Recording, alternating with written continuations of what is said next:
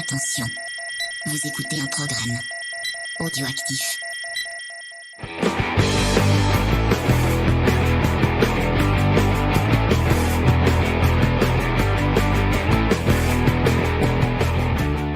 Bonjour à tous et bienvenue dans Comics Discovery, dans ces moments un peu compliqués puisque nous venons d'apprendre le presque confinement général.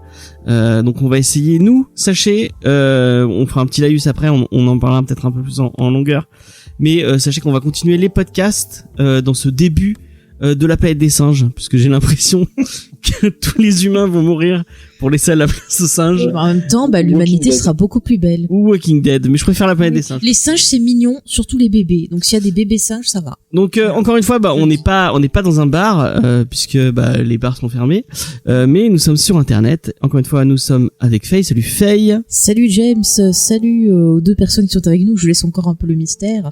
Et bonjour à vous, chers auditeurs, ou bonsoir sur l'heure où vous nous écoutez. Ouais.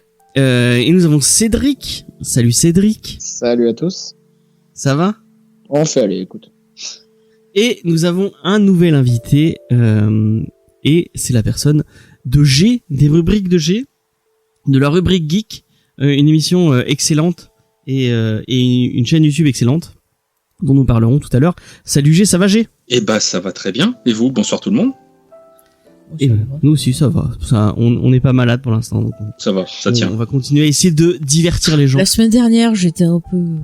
Oui, la semaine dernière, c'était un peu plus compliqué. Mais là, ça devrait aller. J'ai dormi, écoutez. Ça devrait aller. Avant de commencer, je tenais à faire un petit mot. Je pense que vous je l'aurais pas demandé avant, mais je pense qu'ils seront d'accord avec moi. Un petit mot de soutien par rapport à tout le personnel soignant. Pas du tout, moi je suis absolument pas d'accord. Non, je déconne. Je suis désolé, il fallait que je fasse mon connard d'entrée de jeu. Voilà, bonjour, c'est moi, ça va. Je suis le pauvre, il voulait faire une allocution aussi bien que celle de Macron. Il a tout cassé. Moi aussi, je veux qu'il y ait quelqu'un qui tape mes messages. Les soutiens formidables. Je taperais trop de travail et de machin, c'est comme dans Shining. Je crois que c'est fait de Jack, triste aussi. Ouais, je sais plus. Bon, en tout cas, un grand message de soutien à tout le personnel soignant, tous les gens qui travaillent dans les hypermarchés, dans les hôpitaux, dans les trucs d'alimentation, tous les gens qui sont dehors et qui prennent les pharmaciens, tous ceux qui prennent du risque pour que l'État continue, enfin la France et même le monde, et surtout pour aider les patients malades aussi, parce que c'est pas surtout facile ça, comme situation. Ouais.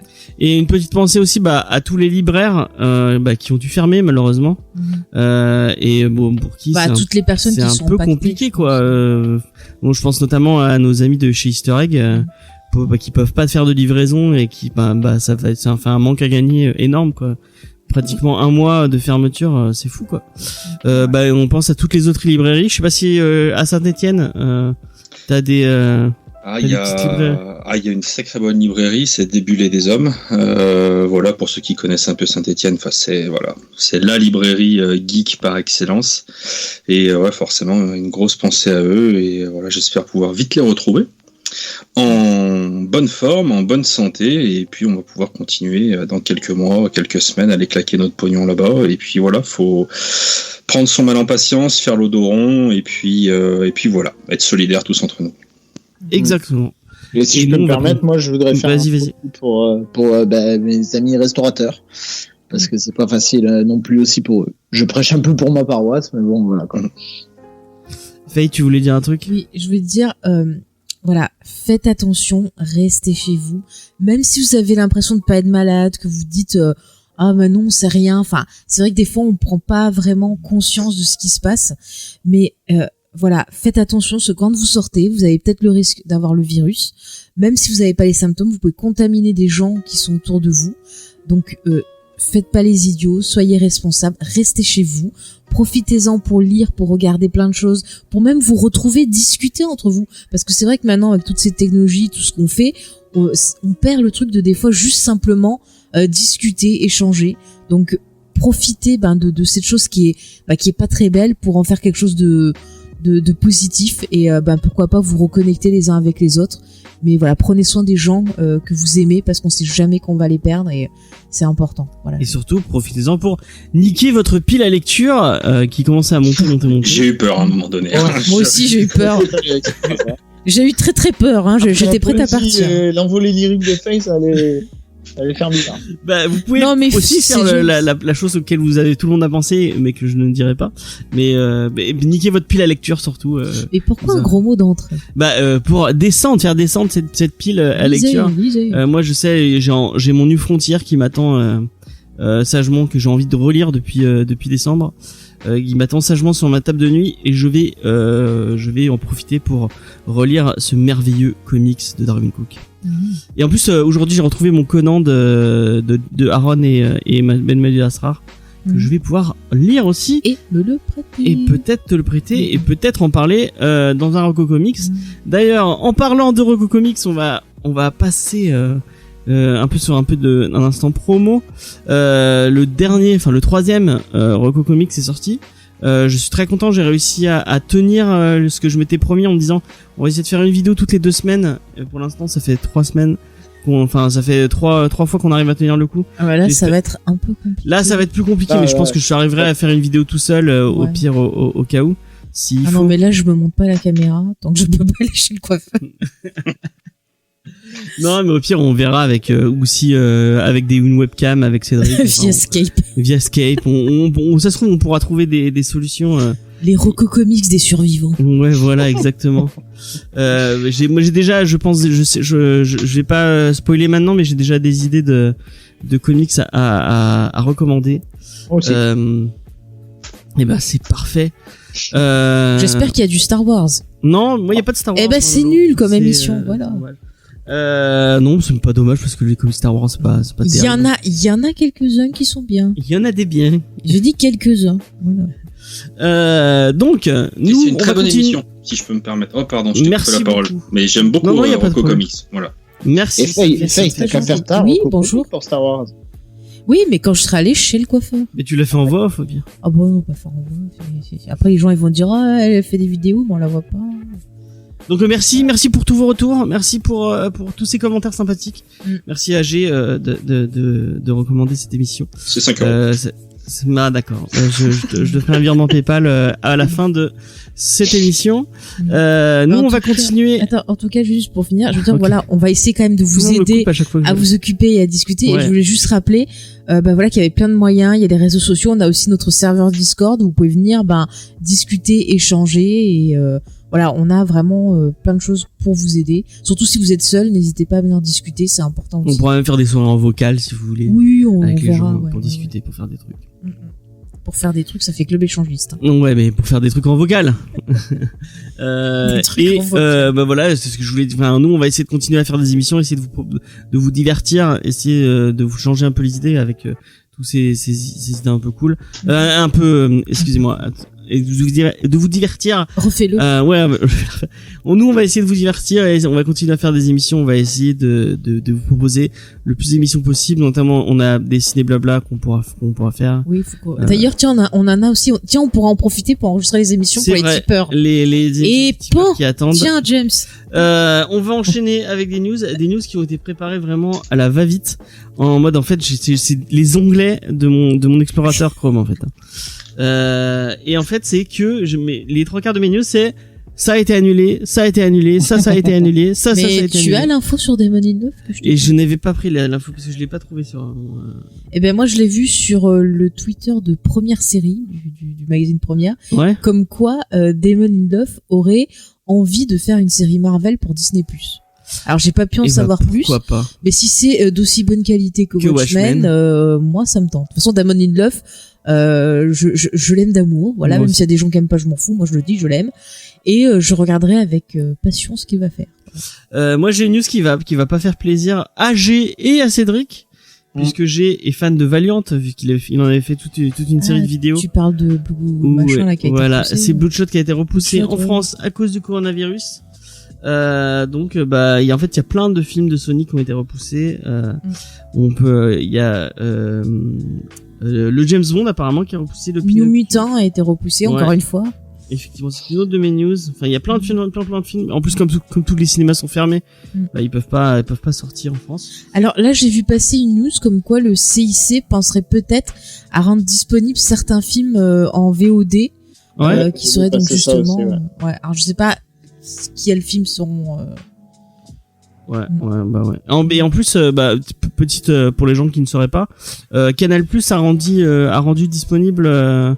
Gratuitement tout son catalogue sur. Alors non, il y a Canal+ qui est en clair sur les box. Ouais. Et si t'es abonné Canal+, t'as droit en plus aux autres chaînes du groupe ciné. Tout ça. D'accord. Bah, c'est déjà. Et notez, du coup, j'ai regardé dans 2 ou 3 jours, il passe Parasite, je crois. Ah bah écoute, on l'a vu récemment. On l'a vu ce week-end, il est vraiment très bien. Ouais. Ouais.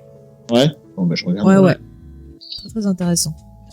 Tu voulais dire quelque chose, G? Non, j'ai dit que simplement Canal+, c'était un beau geste en ces périodes difficiles. Ouais, c'est plutôt cool d'avoir fait ça. Et je crois qu'il y a Orange aussi, pour les abonnés Orange, qui rend disponible OCS. Bah écoutez, profitez-en, parce que là, il y a la saison 3 de Westworld qui a commencé. Ouais. Il y a Walking Dead aussi. Il y a d'ailleurs, les derniers épisodes sont excellents. Donc n'hésitez pas à les regarder. Il y a plein de films. Ouais, ils font des trucs cool. Il y a le tournage de Shang-Chi qui a été mis en pause pour suite de coronavirus. C'est pas cool. Pas cool. Oui, Faye. Il y a aussi beaucoup de séries Disney+ qui ont été mis en pause, notamment Loki, le truc sur Vision et Wanda là. Ouais, WandaVision, ouais. Qui a été mis de côté. Enfin, il y a beaucoup de séries qui ont été arrêtées, quoi. Ouais, c'est très dommage. Et on va passer. The Batman a été arrêté aussi. Oui, The Batman a été mis en pause aussi. Voilà, vous enchaînez sur mes news. On t'aide, parce que tu nous as dit que t'avais du mal. Et le plus triste pour moi, c'est l'arrêt du film de Ridley Scott après ces magnifiques images de tournage. Non, c'est pas ça. C'est l'annulation pure et simple de l'édition 2020 de la Lyon Comic Con, où je pensais aller pour rencontrer G en grande partie. Ça sera une occasion de rencontrer G et d'autres personnes. Mais c'était une grande partie de pourquoi j'avais envie d'y aller. Et du coup apparemment c'est pas repoussé, c'est annulé pour une édition 2020. Apparemment Made in Comics aussi a été annulé, je crois. Il y a Pod Rennes aussi qui a été annulé, mais ça sera fait via internet apparemment. Ouais, il y a le l'Angers Geek Festival aussi. Et le Paris Manga Sci-Fi Show qui est annulé. Donc ça. Ah, c'est annulé totalement, parce que j'avais entendu qu'il le repoussait en octobre. Moi j'avais vu octobre comme date. Et la Comic Con Paris qui est repoussée en octobre et qui va changer de lieu, qui va être déplacé à la porte de Versailles au lieu de, je crois que c'était le hall de la Villette à la base. Là ça va être porte de Versailles. Okay. Moi je tiens à lancer un message très particulier à 2 personnes en particulier qui se reconnaîtront, qui devaient descendre et qui devaient descendre d'ailleurs avec en lien avec G aussi peut-être. Tout à fait. Et moi vas-y, excuse-moi. Putain, je fais la parole, mais merde. Non mais c'est pas grave, t'inquiète. Moi je les pousse à descendre quand même. On s'en fout que ça soit annulé. Venez quand même à Lyon. Ils vont pas. C'est bon, fin mai, ce sera mais fini. T'en sais rien. Moi, je croise les doigts. T'as lu le livre de Max Brooks, World War Z? Lis ça, tu verras. Moi, je croise les doigts et. Ça a rien à voir avec le film, je précise. Je croise les doigts pour que fin mai, ça soit fini, qu'on puisse enfin sortir et faire des trucs. Et je les pousse à descendre quand même, comme ça, on pourrait faire peut-être un podcast en live avec eux ou un truc comme ça. Ce serait cool. Ce serait génial. En tout cas, moi si je mon invitation. Ah bah c'est parfait alors. Non, après on peut dire qui c'était Jules et Edouard, Nico, qui devaient venir et du coup voilà. Mais peut-être qu'ils viendront quand même pour manger un petit bout à la maison, voilà. Mais après ils sont cinglés, donc ils sont capables de faire 600 bandes pour venir manger à Barbac. C'est si je peux me permettre. Oui. Si je peux me permettre, pour moi Lyon la Comic Con c'est vraiment un crève-cœur parce que rencontrer Jules et Nico en vrai. James, tu m'avais dit on fera un podcast avec Jules et Nico, avec G. Moi, j'étais à la limite festival, j'en avais rien à foutre. De G. Non, parce que justement, attends, parce que justement, faut que vous compreniez un truc. C'est qu'avant de faire partie du truc de Comics Discovery, donc j'écoutais des podcasts dans ma bagnole. Donc déjà, honnêtement, Comics Discovery, c'était mon préféré.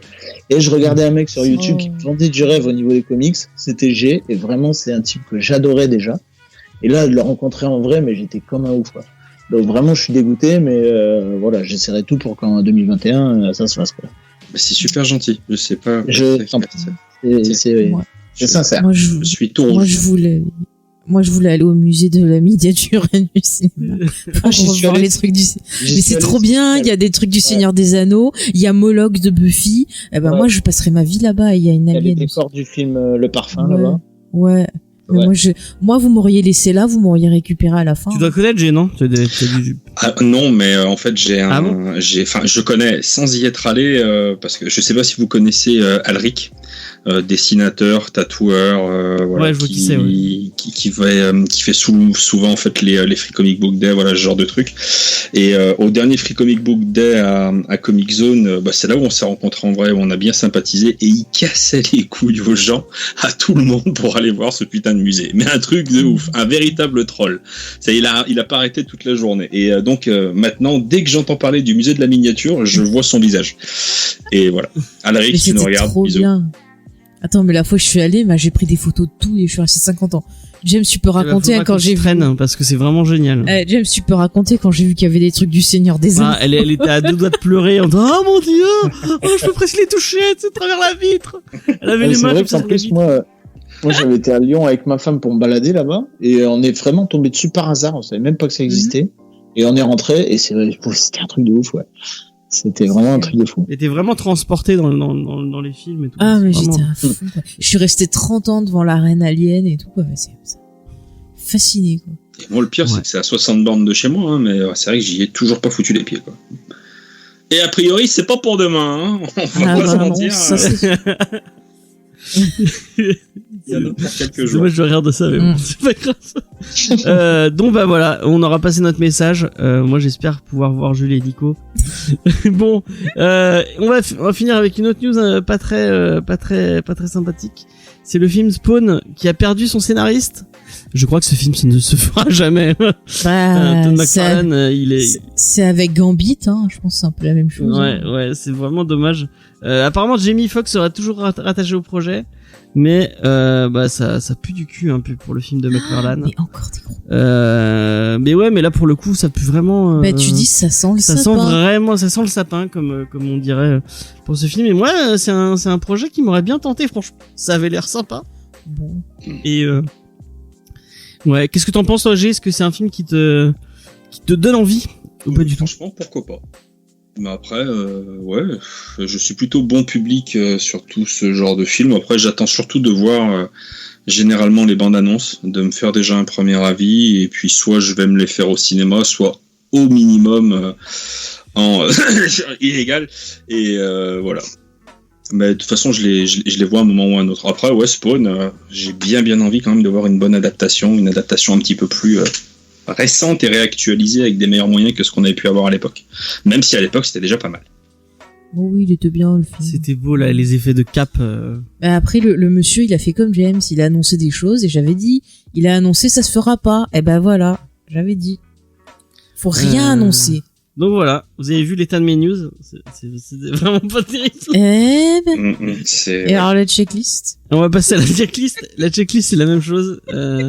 Alors, il y a un spin-off de quoi? Ça sert à rien de faire la checklist, tous les magasins sont fermés. Ah oui, c'est vrai, c'est con. Ouais, ils peuvent même pas livrer, même Amazon. Ah ouais, mais Amazon il livre. Enfin, ouais, mais Amazon, non. Bon, pas de checklist. Non, parce que du coup, je me posais la question, est-ce que tous ces trucs, justement, arrêtent aussi de fonctionner? Parce que dans ce cas-là, ils prennent, dans ce cas-là, ils vont s'enrichir sur le. Parce que, en fait, le seul truc, il y a 2-3 trucs intéressants, mais le truc vraiment intéressant, c'est les ressorties de Bloodshot et de Valiant, qui ressortent vendredi, là. Ouais. Mais est-ce que ça va quand même sortir? Est-ce que Bliss, fait quand même... déjà, les librairies qui font de la vente par correspondance, oui, qui font les envois, apparemment, ça marche toujours. Tant que la poste marche. Ouais. Et après, Amazon, Amazon, ça me fait chier. Des approches différentes suivant le libraire, voilà, quoi. Mais bon. Vous avez Excalibur Comics, hein, si vous voulez, un truc, voilà. Avec une approche, que j'ai trouvée plutôt bienveillante. Voilà. Ils ont baissé la gratuité des frais de port à 19 € au lieu de 30, si je ne dis pas de bêtises. Et voilà, quoi, pour permettre à tout le monde, déjà à eux de voir leur activité continuer, et puis en même temps de permettre aux gens de continuer à avoir quelques comics. Voilà.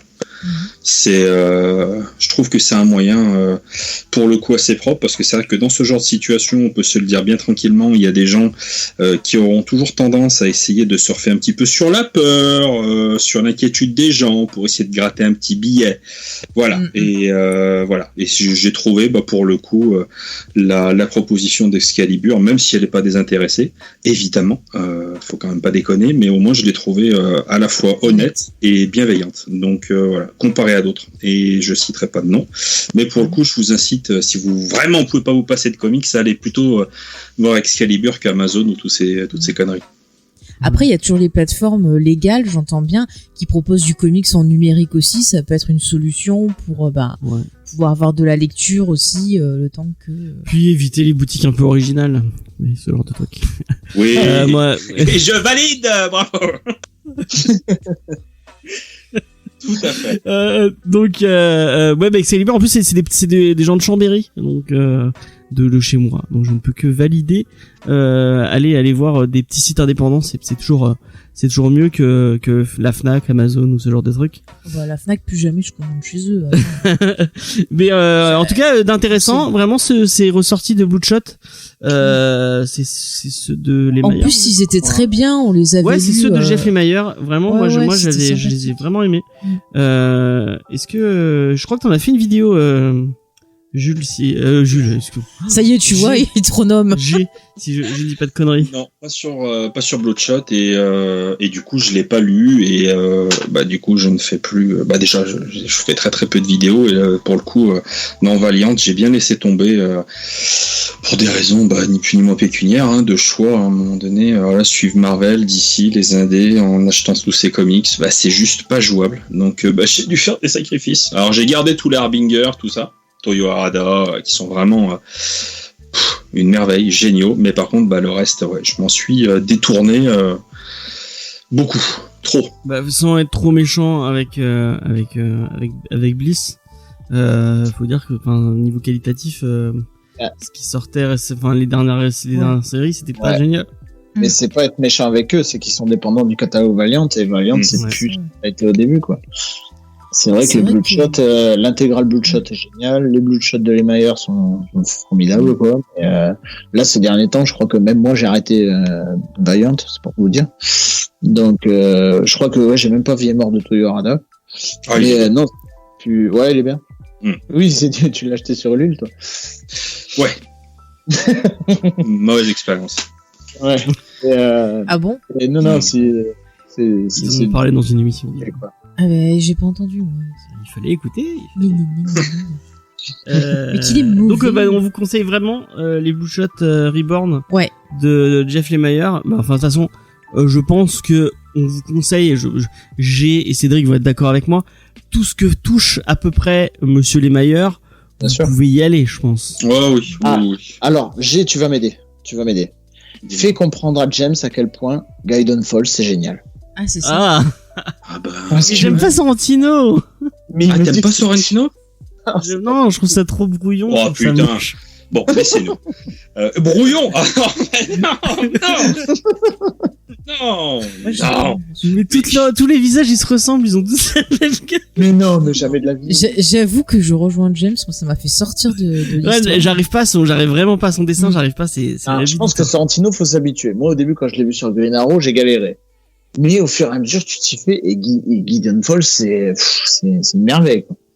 Et au-delà du dessin, il faut regarder en fait la construction, des pages, l'utilisation des couleurs, et comment le mec en fait, il est pas simplement penché sur sa feuille en train de faire ses dessins et puis à embriquer ça un petit peu comme ça vient.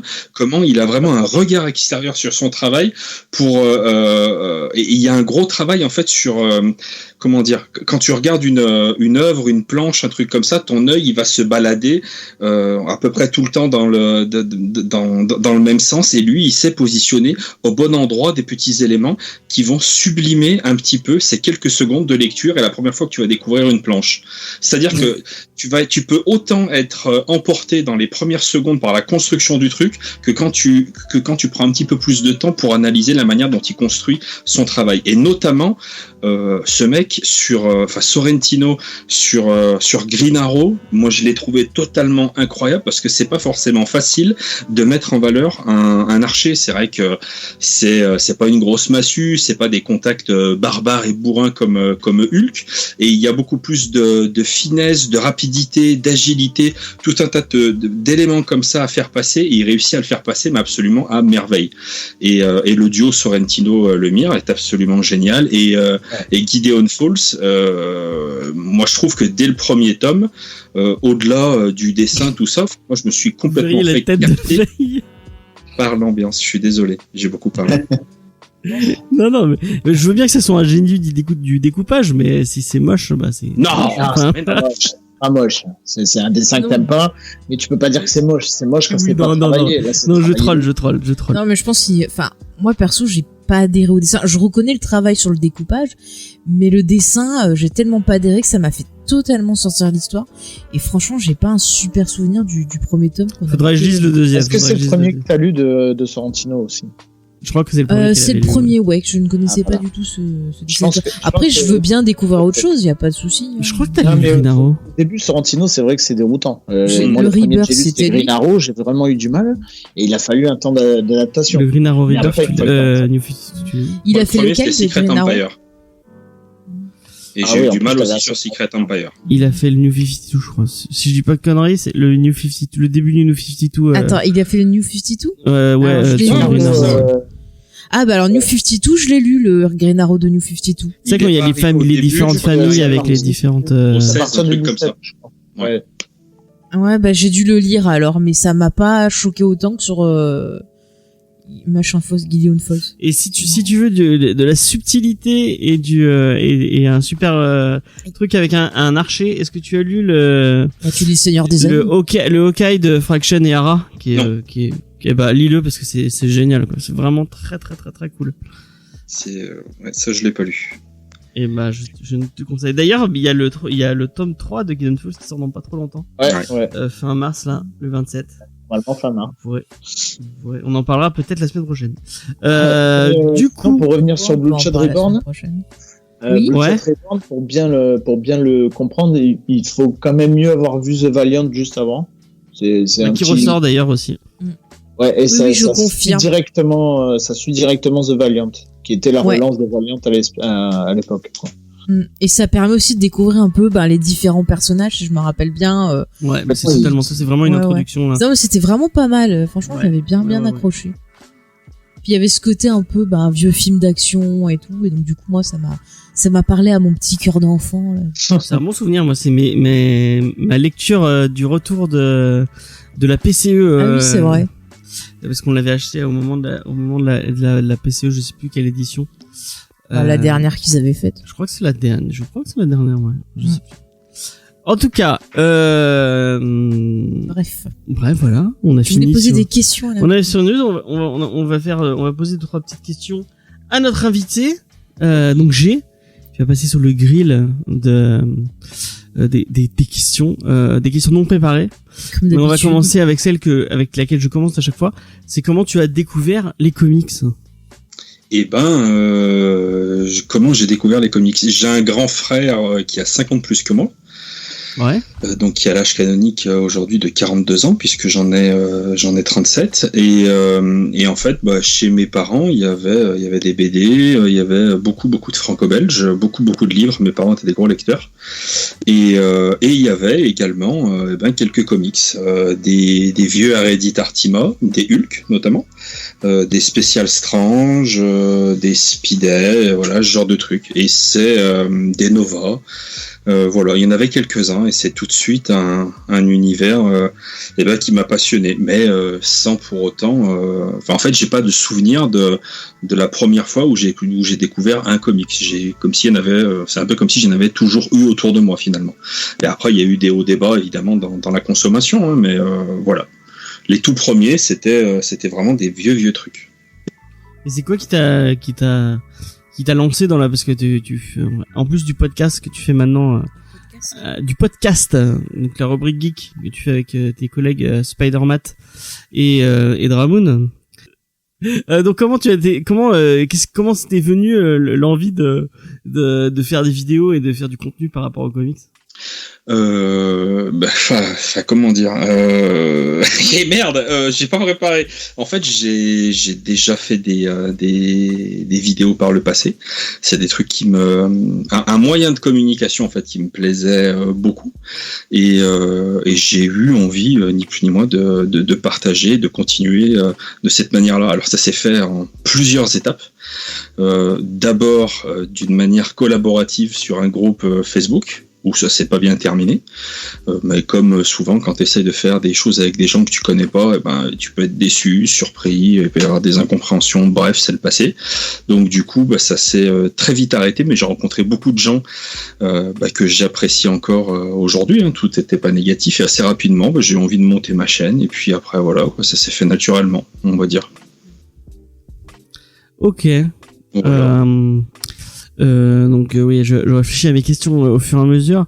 Est-ce que t'as un scénariste et un dessinateur préféré? Dessinateur, ça, je peux te le dire clairement, c'est Gary Frank. Ouais. Voilà. Parce que c'est un dessinateur qui m'a accompagné sur finalement beaucoup de périodes de ma vie. Je l'ai découvert sur Hulk à l'époque où j'achetais Hulk chez Semic, donc en étant vraiment, on va dire, gamin, quoi. Ensuite, je l'ai redécouvert sur une série qui s'appelait Gen 13.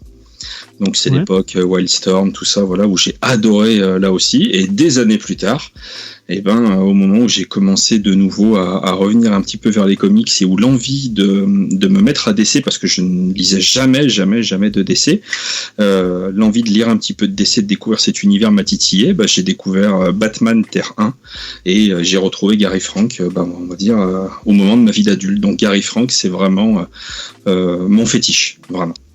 Ok. Et en scénariste Scénariste, j'ai pas un scénariste préféré.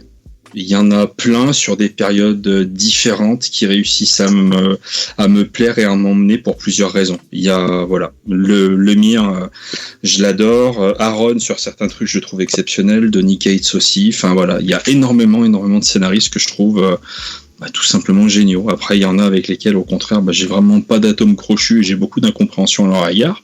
Mais ça, après, on n'y peut rien, c'est vraiment les goûts de chacun. Mais te dégager un scénariste... Des noms. Grant Morrison. Ah merde.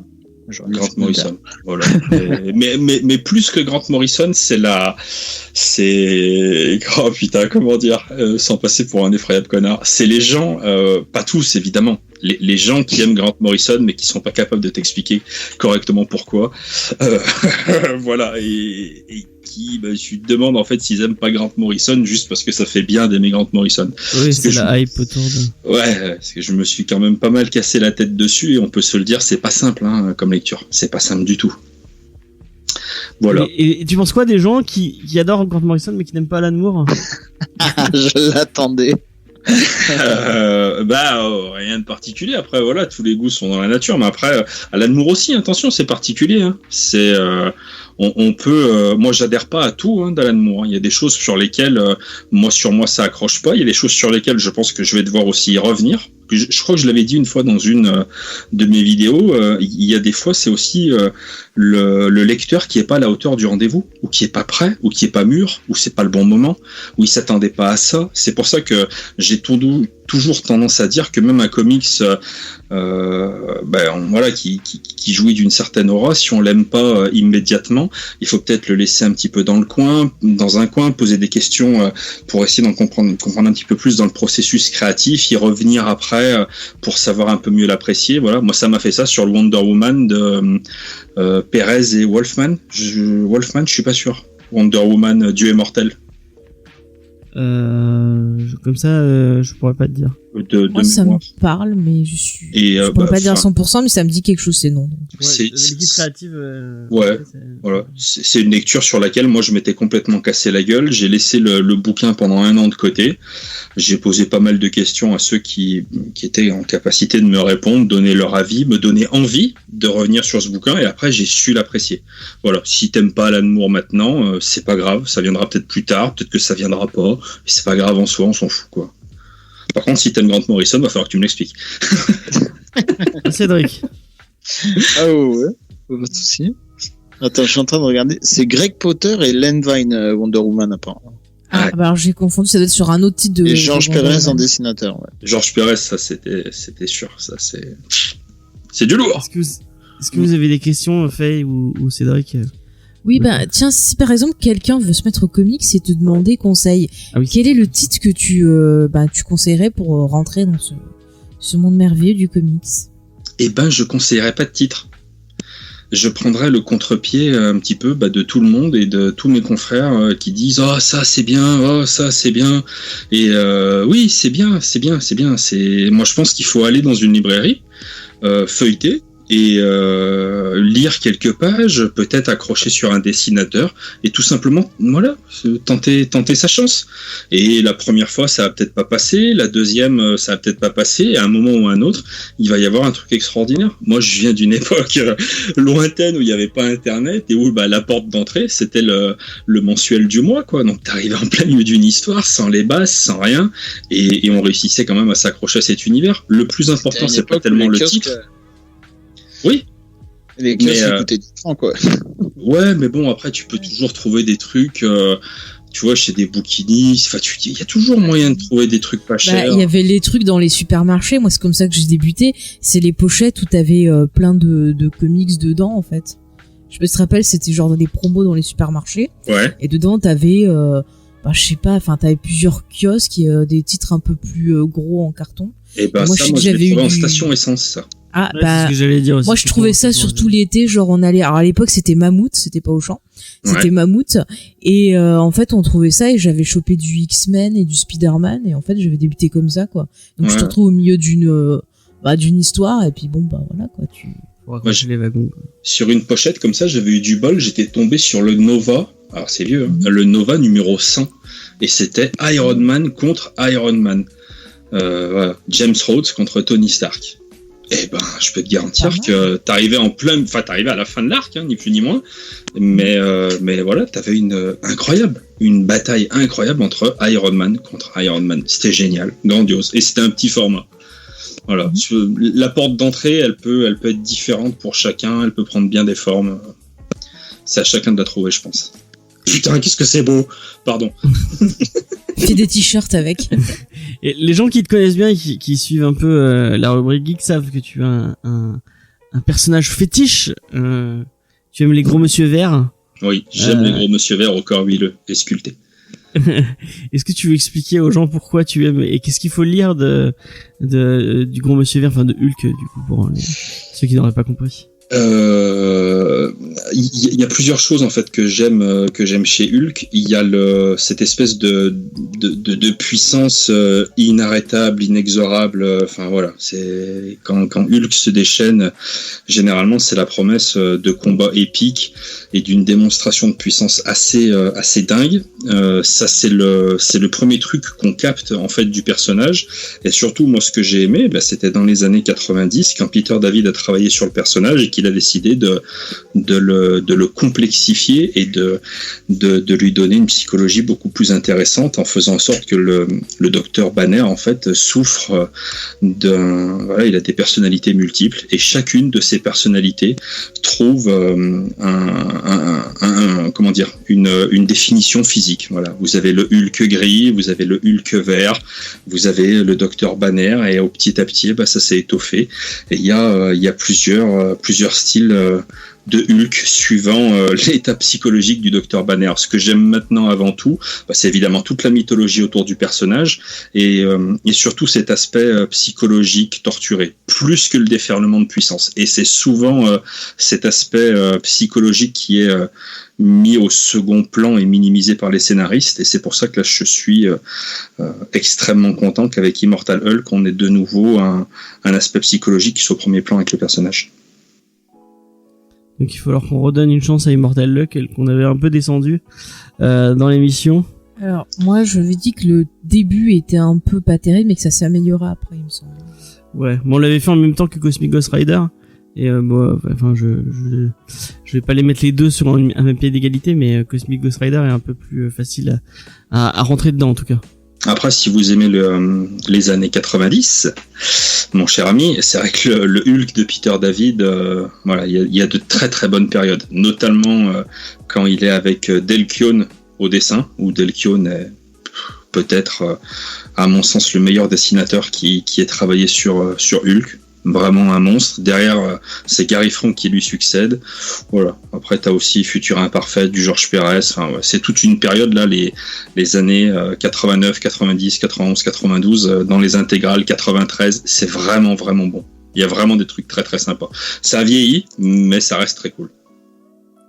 Cédric, est-ce que t'as une question pour ton idole Non, pas tant.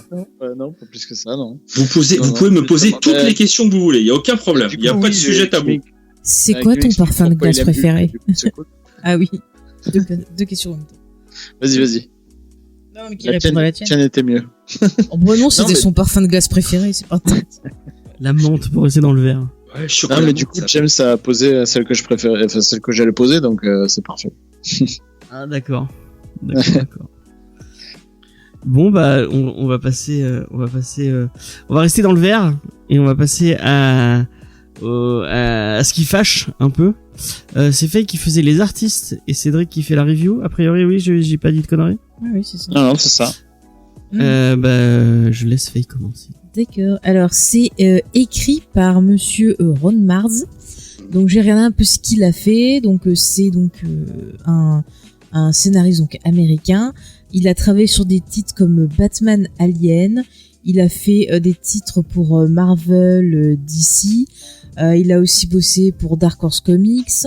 Il a bossé pour Valiant Comics, notamment sur du XO Manowar. Et il a fait aussi du Witchblade. Et je me demande si je l'ai pas lu. Je crois que c'est en 2000. Ouais, dans les années 2000, je crois que je l'ai lu. Mais c'est pas lui qui a créé Witchblade. Il fait pas partie des gens qui ont. Je sais pas. Je crois pas qu'il a créé. Je sais pas si c'est lui qui l'a créé. Je pense pas. Ouais, peut-être que j'ai dit des conneries, mais en tout cas, il est très marquant. Son passage sur Witchblade est très marquant. Oui. Bah justement, je l'ai lu et c'était vraiment bien. Ouais. Donc voilà. Après, il a fait du X-Men aussi. Qu'est-ce que je peux vous dire d'autre? Bon, il a fait vraiment un peu tout le monde. Hein. Moi, je connaissais pas trop son œuvre. C'est très années 90. Oui, voilà. Voilà. Bah après, dans fin des années 2000, tu vois, 2011, il a travaillé sur Voodoo, une série qui faisait partie des titres d'ici du New 52 apparemment. Ah ouais. Mais celle-là, je suis passée au travers. Ouais, moi non plus, pas lu. Donc je ne l'ai pas lu. Si quelqu'un a des choses à rajouter, n'hésitez pas à intervenir. J'ai découvert Ron Mars moi sur le Silver Surfer, pareil dans les années 90. Dessus, ouais. Et dans les magazines, du coup Nova, accompagné par Ron Lim au dessin, et c'était une période que j'ai vraiment vraiment adorée. Voilà. Okay. C'était sympathique.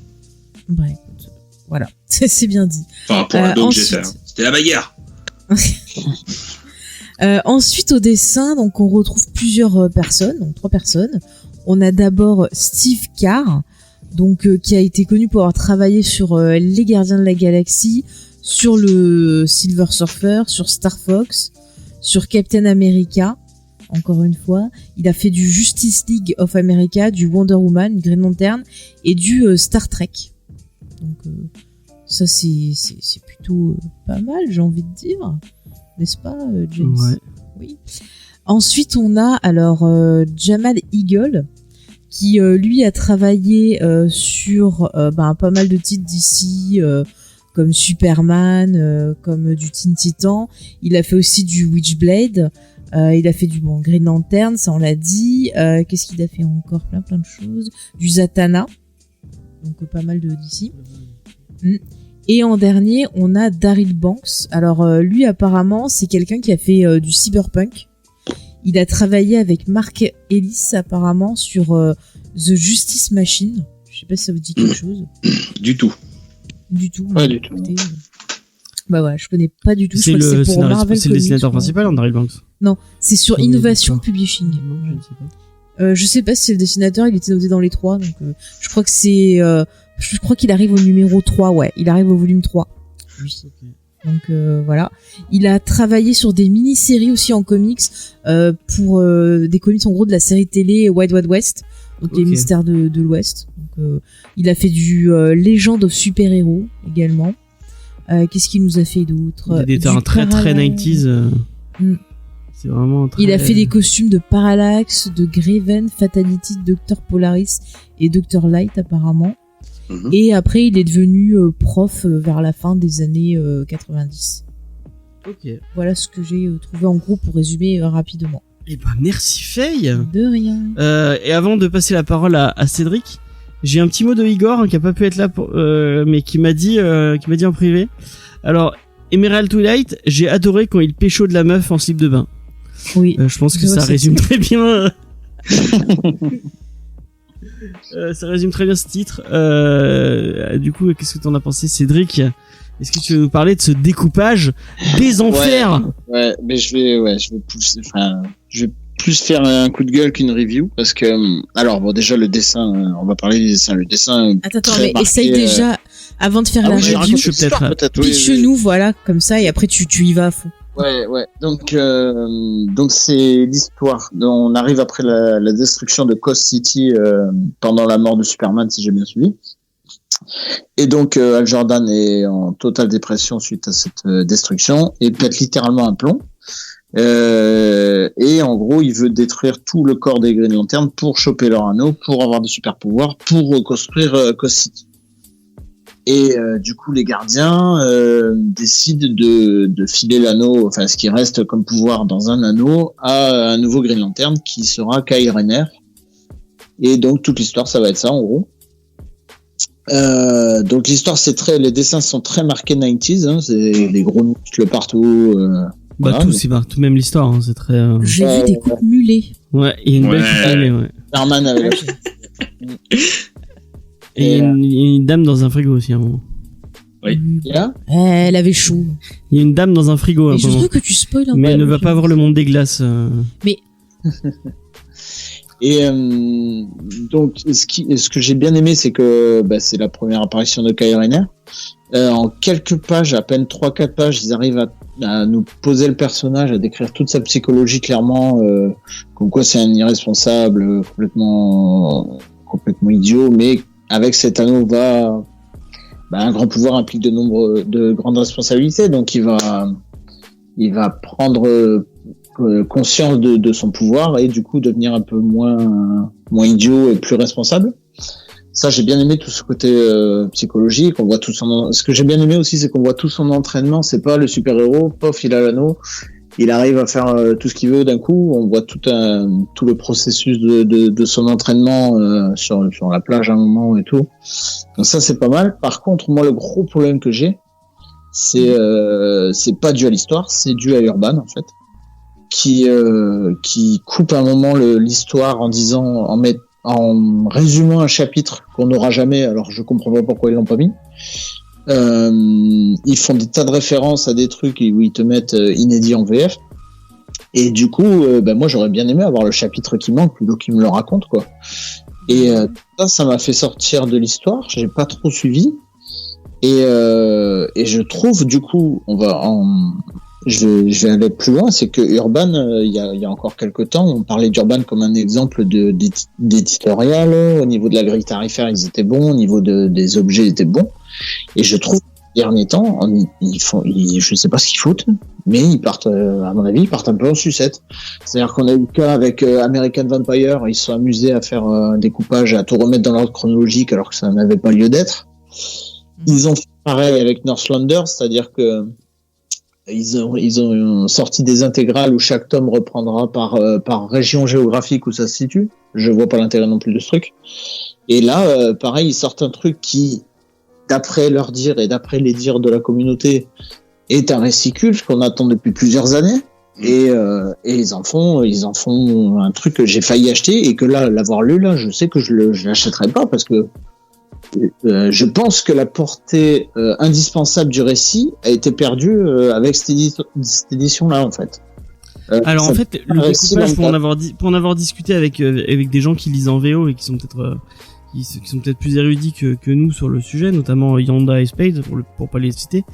En fait, le découpage il est logique parce que c'est la série régulière en fait qu'on a. Parce que tous les trucs qui sont à côté, moi il y a 2 trucs qui m'ont vraiment énervé. Déjà, on arrive au moment où, enfin, on est toujours dans la série régulière et il y a tout un moment où il y a une espèce d'ellipse et cette ellipse elle y est elle y était dans le récit. Mais je trouve ça débile enfin, tu balances un TPP comme ça. Il y a juste un moment où en fait Kyle Rayner va croiser un autre Green Lantern et il veut lui mentionner ce qui se passe avec Hal Jordan alors que c'est quelque chose qu'on a vu il y a un chapitre plus loin et en fait qui nous est juste expliqué par Alan Scott. Enfin, Alan Scott, l'autre Green Lantern. Et en fait, moi j'étais là, enfin, après le fait que j'aime pas du tout Kyle Rayner, peut-être joue un petit peu, mais j'étais là en mode, je m'en fous de lui, j'ai envie de savoir ce qui arrive à Hal Jordan. C'est pas, enfin. Ouais, le récit est surtout porté sur Kyle Rayner, clairement. Ouais. Mais j'avoue que c'est une grosse exception. Moi, à la base, je suis pas super fan de l'univers, t'aimes pas Green Lantern de base. Enfin, moi, j'arrive pas à rentrer dedans. C'est un truc que je trouve chiant. Enfin, ça me plaît pas. Et au début, quand j'ai commencé à lire, que je vois justement toute cette histoire sur le deuil, sur le fait d'accepter, sur le fait qu'il est en colère et tout, je me suis dit, ah tiens, peut-être qu'ils vont utiliser l'univers de Green Lantern pour parler des différentes phases du deuil avec la colère, le fait de pas accepter, et ainsi de suite, jusqu'à la fin où, peut-être il va accepter tout ce qu'il a fait et se calmer. Et puis ça part sur autre chose, sur cet autre personnage. Et en fait, très vite, j'ai trouvé qu'il y avait beaucoup de longueur. Et je suis sortie du récit. Et effectivement, on a ces coupures et tout. Et genre à la fin, on a cette fameuse scène à la plage. Et j'avais l'impression d'avoir raté beaucoup de choses. En fait, ça faisait vraiment... Ouais, on a l'impression qu'on passe du coq à l'âne en fait. Et du coup, c'est pas un titre que je vais recommander aux gens qui aura envie de connaître un peu plus le Green Lantern. C'est vraiment réservé pour les gens qui aiment déjà cet univers. Et puis surtout, qui ont des connaissances. Ce qu'on n'a pas dit, c'est qu'on arrive en plein milieu d'un event et qu'ils te disent oui. Cet event vous pourrez pas le lire parce qu'on va pas le publier. Il se passe ceci, il se passe ça, il se passe cela, et en fait il te fait tout un éditorial où t'explique qu'est-ce que c'est Zero Hour, parce que c'est Zero Hour pour les gens qui ne sauraient pas, et en plus il te balance la conclusion. Oui. De l'event que tu n'as même pas lu. Mais c'est bête, pourquoi pas avoir sorti les 2 tomes en parallèle, attendre de pouvoir sortir les 2 et sortir les 2 tomes en parallèle, comme ça ceux qui étaient vraiment intéressés, ils prenaient les 2 tomes. Mais ce format-là, donc le DC Coffee Notion, j'ai vraiment l'impression, parce que en fait, est-ce que tu peux expliquer aux auditeurs c'est un nouveau format qu'ils ont lancé qui est censé être pour un public qui est plus érudit en DC. Donc et c'est censé être c'est des vieux récits un peu cultes qu'on demandait depuis longtemps à avoir. Mais moi j'ai lu que 2 récits de ce format-là. Donc j'ai lu le Emerald Twilight là, enfin celui-là, et j'ai lu le Huntress. Et le Huntress je l'ai recommandé parce que c'est les origines de Huntress, ça reste intéressant. Mais ça fait quand même très truc de remplissage, parce que dans le Huntress, rien que dans le Huntress, ils te foutent 3 séries différentes qui ont rien à voir les unes avec les autres. Et moi j'ai vraiment l'impression que c'est un peu du foutage de gueule pour lecteurs. Vas-y. Non, ce qui est dommage, c'est que moi je lisais j'ai les intégrales de Geoff Johns, par exemple Green Lantern. Quand on te raconte, donc au début tu as un petit édito où on te raconte ce qui s'est passé avant, où on te dit Hal Jordan a été possédé par l'esprit de Parallax et tout. Donc c'est quand même un truc qui a eu énormément de conséquences pendant longtemps. Et de ce point de vue-là, ce récit aurait pu être intéressant. Et du coup, je sais pas, ça arrive à pas du tout être intéressant, quoi. Du coup, je comprends pas comment ils ont fait. Mais ils auraient peut-être dû faire un tome, genre en 2 parties, que sur cet event-là. Donc faire, comme je t'ai dit, faire tome 1, machin chose, tome 2, Dark Horror, et puis comme ça t'avais... Mais là, ils ont suivi la série régulière, en fait. Oui, ils ont mis tous les issues qu'il y avait, et en fait, tous les tie-in, nous, on voulait les tie-in, on voulait avoir le truc. Et donc, c'est logique. Pour quelqu'un qui lit en VO, ça va être logique. Mais en fait, quand tu le lis, c'est pas logique parce que tu veux la côté. Enfin, c'est vrai, c'est frustrant de pas avoir la côté. C'est ça, ils auraient peut-être dû penser en termes de récit plutôt qu'en termes de personnages, d'étiquettes. Je pense que c'est le choix de la collection en fait qui est pas forcément le plus judicieux pour ce récit. Enfin, je rebondis juste sur ce que tu disais, Cédric. Moi, c'est vrai que j'ai découvert Green Lantern avec les récits de Jeff Jones, et donc on sait que dans Jeff Jones présente Green Lantern, le scénariste, voilà, d'ailleurs tu me parlais de mes scénaristes préférés, Jeff Jones, il est dans mon top, hein. Il s'attelle à la tâche à remettre Hal Jordan, à le repositionner en tant que héros. Et il y a l'air 5 minutes, hein, quand même, le garçon, hein. Enfin voilà, on comprend qu'il part de loin, puisque on comprend que Hal Jordan, il a détruit ni plus ni moins que le corps des Green Lantern. Enfin voilà, on sait que cette histoire, ça a vraiment du lourd. Donc c'était vraiment un gros enjeu une grosse envie de lire ce Green Lantern Emerald Twilight. Oh putain, mon accent est toujours autant à chier, mais c'est pas grave, le cœur y est. C'est pas grave, le nôtre aussi, hein, t'inquiète. Et en même temps, voilà, c'était aussi l'opportunité de découvrir les premiers pas de Kyle Rayner. Après, le truc qui va pas, je pense que c'est ni plus ni moins le choix de la collection, parce que moi, ça m'a fait exactement le même effet que vous, c'est-à-dire que quand je suis arrivé au moment où il y a cette coupure, et on nous dit, écoutez les gars, tout ça, en fait, tout le reste, ça se passe dans Zero Hour. Pour que vous compreniez en fait la fin de ce tome, on est obligé de vous dire ce qui s'est passé dans Zero Hour. Mais de toute façon, vous cassez pas la tête. En gros, on l'a pas publié en France. C'est dommage. C'est-à-dire que le truc qui aurait été intéressant, c'est quand même d'avoir Zero Hour pour qu'on puisse vraiment apprécier de voir Hal Jordan en grand méchant. Et découvrir cet event qui a priori n'est pas non plus le plus foufou des events, mais je trouve que c'est complètement bancal de sortir ce tome sans avoir Zero Hour. Après, au-delà de ça, moi il y a plusieurs trucs en fait qui m'embêtent avec la collection. Il y en a beaucoup, tu vois, qui se plaignent du petit carré rouge, tout ça. Ouais, c'est moche. Mais pour moi, c'est pas le plus. Je m'en fous un peu. Le truc qui m'embête, c'est qu'il y a une numérotation avec Huntress numéro 1, Green Lantern numéro 2. Donc c'est un petit peu plus chiant. Alors, en fait, à ranger dans cette bibliothèque. De quoi ? J'ai regardé en librairie, j'en avais entendu parler, et je l'ai pas vu la numérotation en fait. Sur le PDF d'Urban, si je dis pas de conneries, je l'ai vu. Après, ouais. Peut-être qu'après il a été enlevé ou que je me plante. C'est largement possible. Enfin, moi je crois bien l'avoir vu. S'il n'y a pas, tant mieux. Parce que ça m'emmerde un peu en tant que collectionneur compulsif d'avoir un numéro 2 tout nu, sans rien, avec un dos rouge, enfin un petit carré rouge sur le dos au milieu de ma collection. Après, moi j'ai quand même... De quoi ? Oui, sur le carré rouge, j'avais pas vu le numéro. Je le regardais sur la petite tour en fait, et c'est pas là qu'il fallait regarder. Et ouais, ok. Et mais sinon après, ouais, j'ai bien aimé. J'ai trouvé ça sympa, tu vois. C'est les années 90. Il y a quand même, comme tu disais, des longueurs au niveau du scénario, découpe mulet, ce genre de truc. Après, moi, je viens de là. Donc, pareil. Dépaysé, quoi. Non, moi les dessins ça m'a pas gêné, au contraire ça a donné un certain charme, mais c'est vraiment plus l'histoire en elle-même, et c'est voilà le scénario et puis ce découpage comme on l'a dit, mais puis le dernier épisode, on est d'accord que le dernier épisode il sert à rien. Oui. Le délire avec Donna Troy. Alors moi j'ai chanté c'est l'amour à la plage. Oui, c'est un peu ça. Ça m'a rappelé des souvenirs d'enfance. C'est du remplissage, c'est totalement du remplissage. Et au niveau du scénario, autant tu disais qu'il y a des longueurs, autant je trouve que le pétage de plomb de Hal Jordan, il se fait trop rapide. C'est trop rapide. Ouais, ça je suis d'accord avec toi. En 2 pages, le pète un câble complet, quoi. Ouais. Mais c'était le truc qui pouvait être intéressant. Je te dis, il pouvait très bien avoir un récit qui utilise la SF pour avoir quelque chose de très, psychique, j'allais dire, c'est très psychique, très psychologique et tout. Et puis au final, il le flingue pour partir sur autre chose qui est moins intéressant au final. L'idée est forte, mais la réalisation est pas ouf, clairement.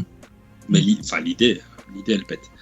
Mais voilà. Après, si vous avez aimé Jeff Jones présente Green Lantern, ça peut être sympa quand même à lire. Après, de là à l'acheter, que ça soit un indispensable, là pour l'instant, l'état, je dirais que non. Après, moi, c'est sûr que je l'aurai dans ma collection. Après, si t'es fan, je pense, de l'univers, bah forcément, tu vas le prendre. Mais clairement, si bah vous êtes pas très familier ou que vous avez un petit peu de mal, ne prenez pas ce titre-là pour vous familiariser avec Green Lantern. Ah ouais. Attendez d'être plus expert. C'est pas un titre pour découvrir les Green Lantern. De toute façon, si vous voulez découvrir les Green Lantern, Jeff Jones, Disait Jeff Jones. Oui, Jeff Jones, c'est une bonne porte. Ou même moi j'avais trouvé vraiment cool. On avait, enfin, les gens de l'équipe avaient un peu craché dessus, mais moi j'avais bien aimé le Grant Morrison, Liam Sharp. C'est de la merde. Pardon. Ah non, j'aime bien. Oh, c'était trop bien. Et l'autre qu'on a là en couverture souple que j'avais acheté au moment de la sortie du film. Ah, Origine secrète. Ouais, il était pas trop. De Panini, ouais, chez Panini, ouais, il est pas mal celui-là. Ça se laissait suivre quoi. Mais après, c'est sûr que c'est pas mon univers préféré quoi. Jeff Jones présent Green Lantern, il va y avoir le 6 qui va sortir, je crois. Ouais, mais c'est plus du Jeff Jones. Si, c'est Jeff Jones sur le New 52. Et c'est encore lui au scénar? Ouais. Oh, putain, c'est bon ça. Ouais. Enfin, de toute façon, le premier tome des intégrales, bon, il rame un peu, il installe son truc, mais franchement, il s'en sort salement bien. Et il pose plein de jalons pour la suite. Le tome 2, Sinestro War, ça c'est grandiose. Le tome 3, magnifique. Le tome 4, Blackest Night, magnifique. Enfin, les 4 premiers. Alors, j'ai une question, toi qui es un peu plus connaisseur que moi. Il manque pas Brightest Day derrière? Eh ben, c'est dans le tome 5. Ah oui, je l'ai pas vu. J'ai vu qu'il y avait Blackest Night, mais j'ai pas vu Brightest Day. Et ben c'est le tome 5 des intégrales que j'ai pas encore lu, que j'ai depuis sa sortie, mais que j'ai pas encore lu. Et ça, moi je l'ai aussi, mais visiblement, ouais. Je vais aller dessus, tiens. J'ai le temps. Il faudrait que tu le relises, peut-être. Ah, mais c'est prévu là. Mais ouais, c'est moi j'aime vraiment Green Lantern et vraiment ce qu'a fait Jeff Jones, c'est vraiment très cool. Et là j'ai lu les ah putain, mais je fais des digressions. On a le droit ou pas? Vas-y. C'est l'émission de la digression. J'ai lu là dernièrement les Jeff Jones présentent Flash, là, les 4 premiers qui sont sortis. Ah ouais. Ouais. Et alors? Et bah c'est pas mal. Jeff Jones, c'est trop bien. C'est même Jeff Jones sur Aquaman. Ce que t'as lu sur Aquaman, il est trop bien. C'est lui qui avait fait là le Shazam qui était pas mal aussi qu'on a traité. Ouais, avec Gary Frank. J'avais beaucoup aimé, ouais. Avec Gary Frank. Ouais. Il était vraiment bien ce Shazam. Bien, ouais. Pardon, excusez-moi. C'est quand j'entends Gary Frank, ça me. Pardon. Ça m'émeut. Gary Frank. C'est son Superman Terre 1, c'est avec Gary Frank aussi, non? Batman Terre 1. Non, c'était Batman Terre 1. Il a pas fait un bout de... Ah non, c'est American Alien où il y a un bout de Gary Frank dedans, non? Non, c'est dans Jeff Jones présente Superman, mais que j'ai pas encore. Ok. Parce que... Je dis n'importe quoi aujourd'hui. Urban, régulièrement, je leur demande s'ils vont me le ressortir en intégrale ou pas, parce que le tome 6, en fait, est quasiment introuvable à des prix... on va dire correct. Et du coup, non, c'est pas prévu pour le moment que ça ressorte en intégrale. Et j'espère, parce que Jeff Jones sur Superman, j'ai très envie d'aller dessus, quoi. Ok, et et je le dis. Ah ouais, carrément. Faut passer, on va dire, la moitié du tome 1. Qui c'est un peu le même principe que pour Hal Jordan, faut un peu remettre un peu à niveau, écluser tout ça. Il faut passer au-dessus du dessin. Mais plus que du dessin, je dirais passer au-dessus de la colorisation, qui à mon avis est pas ouf.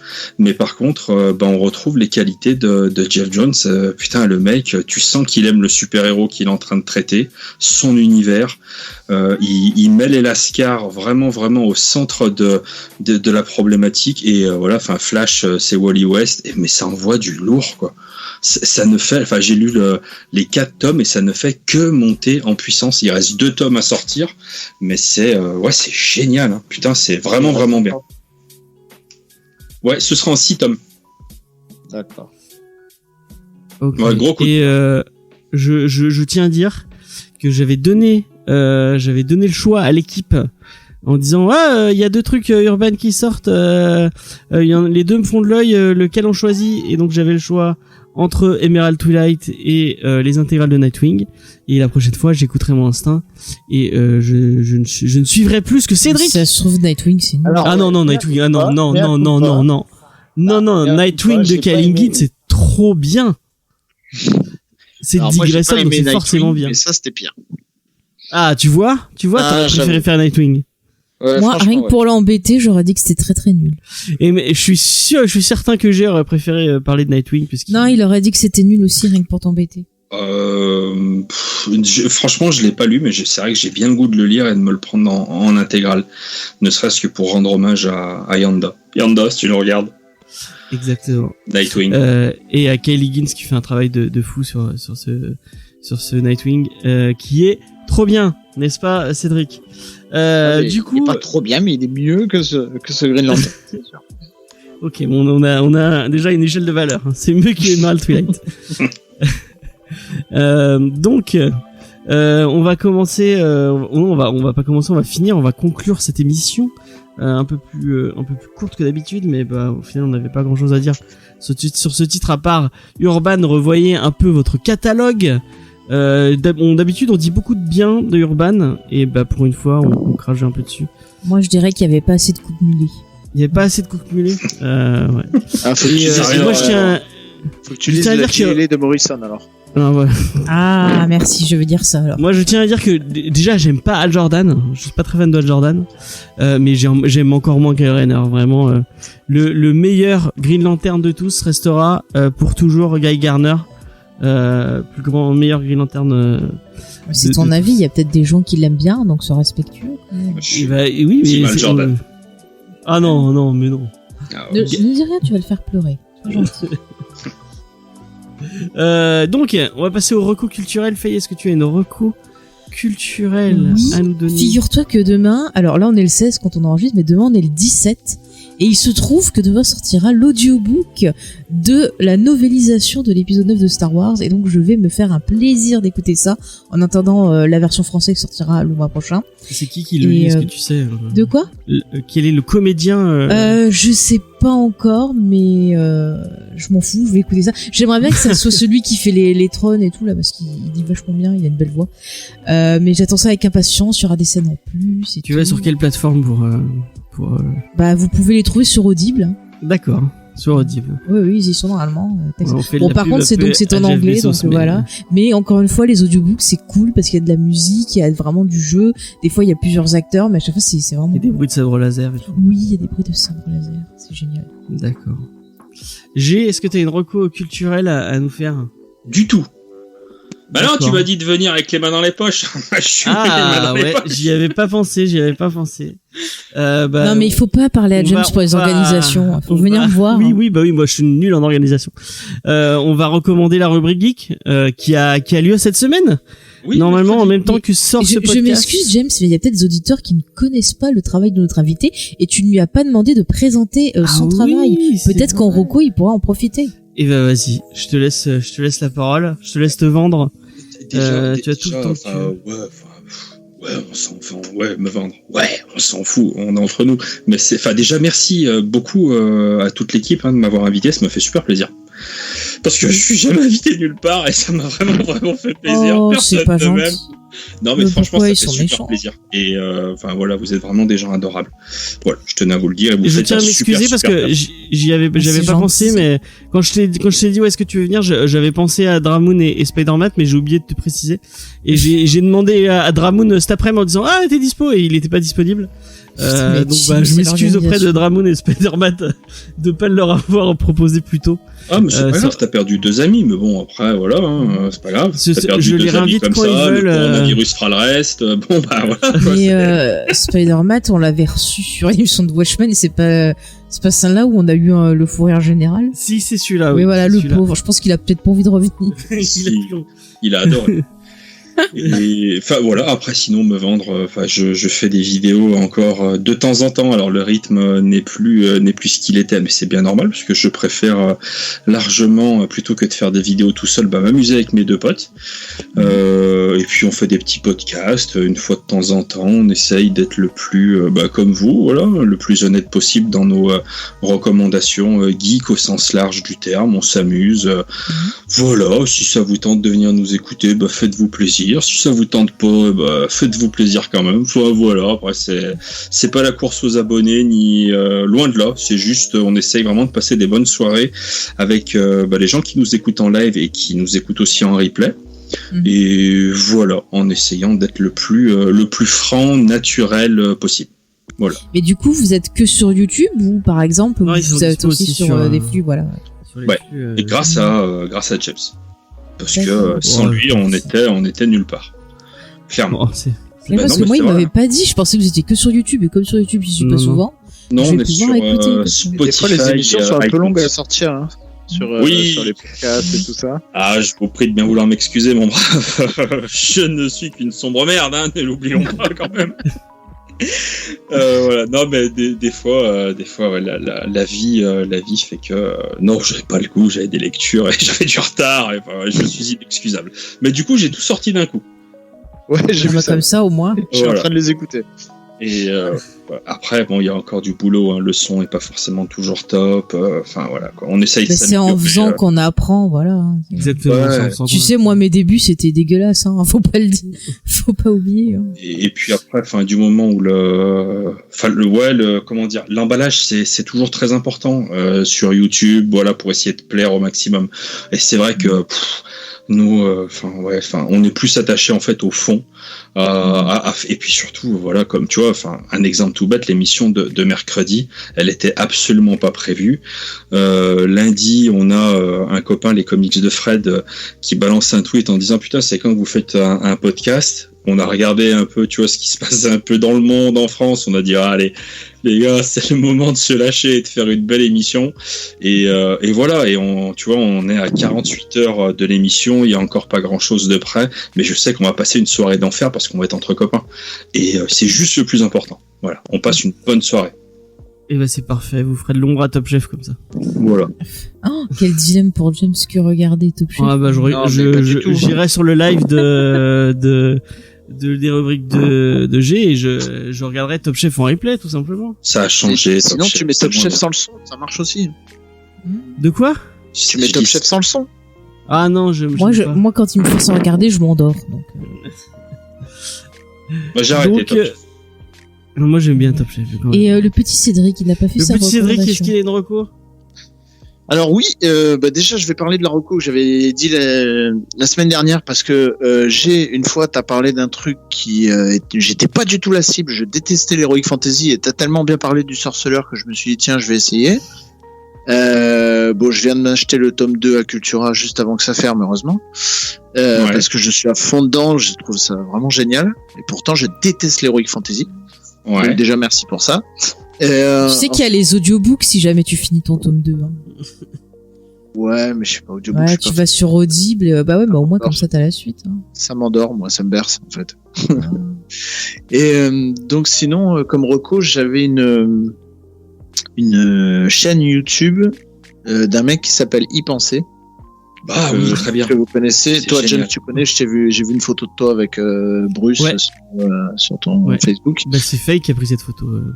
Ouais, et c'est un mec qui fait de la vulgarisation scientifique. Donc je crois pas qu'il soit lui-même scientifique, mais il explique d'une manière qui est vraiment super pédagogue, intéressante, et il a l'air de bien recouper ses infos. Donc je pense pas qu'il raconte trop de conneries. Le mec est capable de parler de pourquoi les feux tricolores sont cette couleur-là jusqu'à la physique quantique et la relativité restreinte, quoi. Et il a sorti aussi 2 bouquins aux éditions Marabout. Prenez le temps d'y penser, tome 1 et 2. Si vous aimez les vidéos, vous allez aimer le bouquin.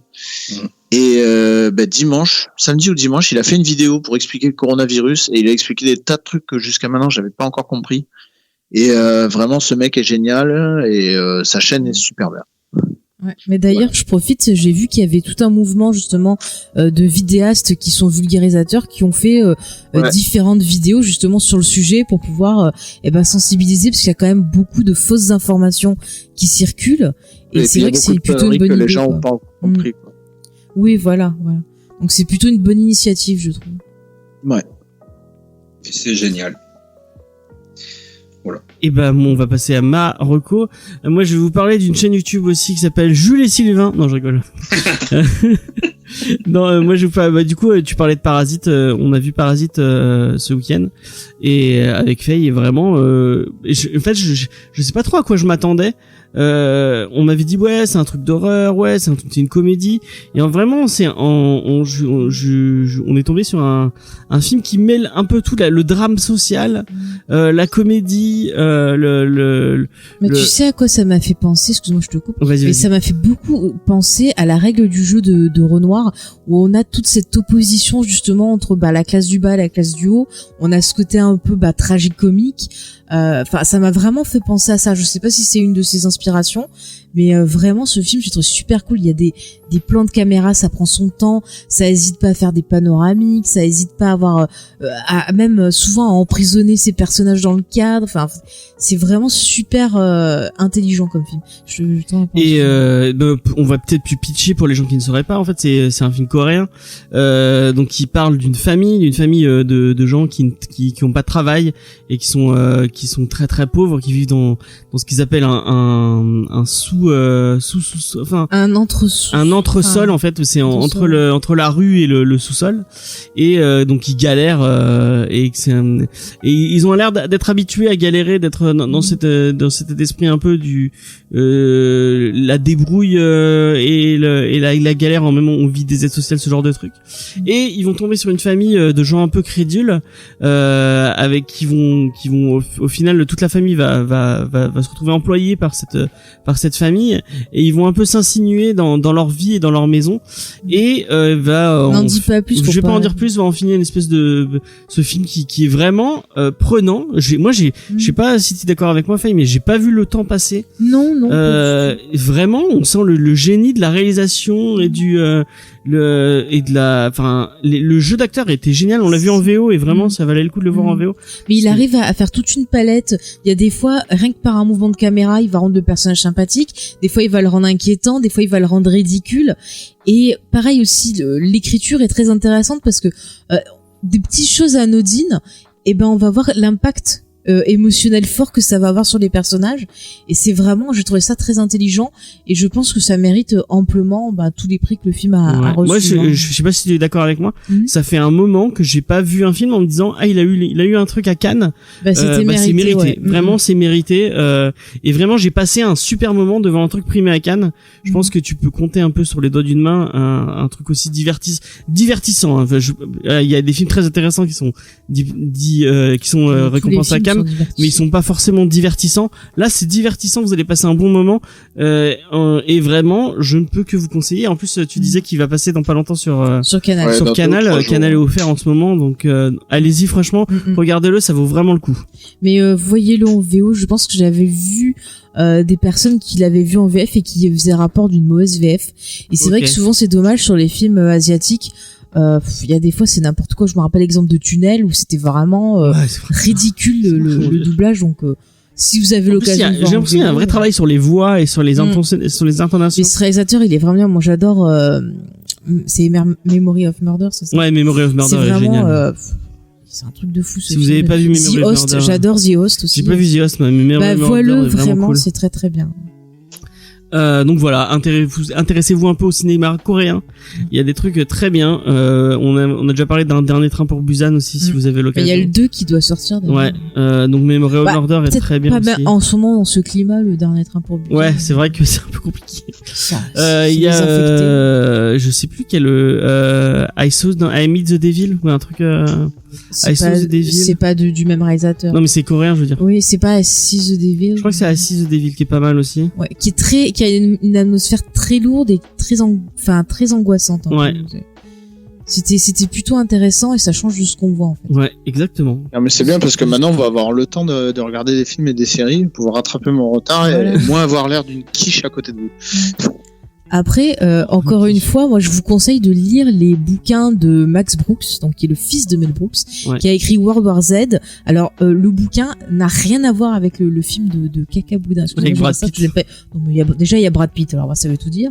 Mais ça n'a rien à voir avec le film parce que là c'est vraiment, il y a vraiment tout un travail justement sur la gestion justement d'une pandémie, ce qu'on a en ce moment.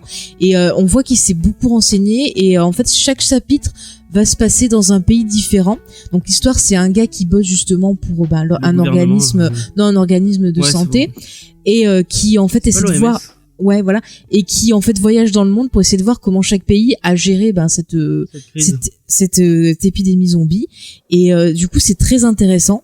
Et je pense que voilà, ça peut peut-être vous donner un éclairage sur ce qui se passe. Surtout que c'est vrai que il a parlé, Max Brooks, il y a pas longtemps un peu pour donner son avis, et on voit que c'est quelqu'un qui a vraiment bossé le sujet. Et il a fait un autre livre aussi que je conseille, qui est rigolo mais pas couillon. C'est un guide de survie en territoire, je crois, hostile ou territoire zombie, où vraiment il y a des bons conseils, hein, franchement. Après, je sais pas si c'est très anxiogène. Non, mais ça peut, enfin, après, il y a des histoires qui font peur dans World War Z, mais ça peut être intéressant pour voir un peu, le travail qui est fait dans la gestion de ces épidémies. Je trouve ça plutôt cool. Après, si vous voulez rire, voyez toute la filmographie de son père, Mel Brooks, voilà, au moins ça vous fera rire. Elle enchaîne sur... Et j'aime Mel Brooks d'amour passionné. Je suis moins fan de Mel Brooks, mais c'est un autre débat que nous aurons dans une autre émission. Donc, on peut vous conseiller d'aller vous intéresser à la rubrique geek et à la rubrique de G. Le lien, tous les liens pour aller tout retrouver ça sera dans la description et dans l'article, bien sûr. Donc mercredi soir 21h, c'est ça le live pour c'est quelle heure d'habitude? 20h30. Ouais, 21h, je crois. Ouais, si, c'est ça. Le mec qui connaît pas son horaire. Oui, ça doit être 21h. Ouais. Je vois que t'es dans le même club d'organisation que James. Ah, c'est tout pourri. C'est fait avec une ficelle et un couteau, ça tient à peine debout. Mais oui, 21h, on sera là. C'est MacGyver.